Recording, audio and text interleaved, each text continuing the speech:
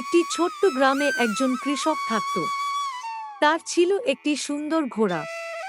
ঘোড়াটিকে সে নিজের সন্তানের মতো ভালোবাসত। একদিন কৃষক জমিতে কাজ করতে গিয়ে ঘোড়াটিকে গাছের সাথে বেঁধে রাখল। হঠাৎ ঘোড়াটি দড়ি ছিঁড়ে পালিয়ে গেল। কৃষক খুব দুঃখিত অবস্থায় একা একা হাঁটতে হাঁটতে বাড়ি ফিরল। সারাদিনের পরিশ্রমের পরও তার মুখে ছিল না কোনো আনন্দের ছাপ।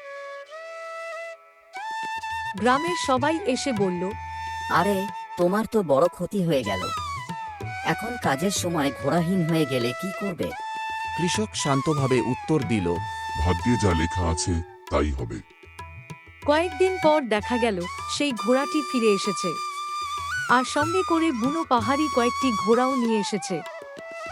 গ্রামবাসীরা খুশি হয়ে বলল, ওহ, কি সৌভাগ্য তোমার! এক ঘোড়ার জায়গায় এখন অনেকগুলো ঘোড়া। কৃষক আবারও একই কথা বলল। ভাগ্যে যা লেখা আছে তাই হবে। কিছুদিন পর কৃষকের ছেলে নতুন আসা এক ঘোড়ায় চড়তে গিয়ে পড়ে গিয়ে তার পা ভেঙে ফেলল। দুর্ভাগ্যবশত পরে তার পা ভেঙে গেল। গ্রামের লোকেরা বলল, কি সর্বনাশ! তোমার একমাত্র ছেলের পা ভেঙে গেল।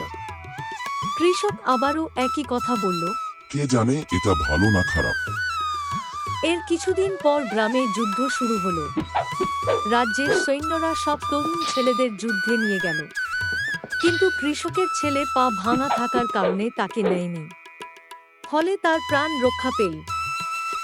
প্রিয় দর্শকবৃন্দ, আমাদের এই গ্রামের নীতি গল্প যদি আপনাদের ভালো লেগে থাকে তাহলে ভিডিওটি অবশ্যই লাইক করুন, আর আমাদের ভিলেজ টুন কার্টুন চ্যানেলকে সাবস্ক্রাইব করতে ভুলবেন না।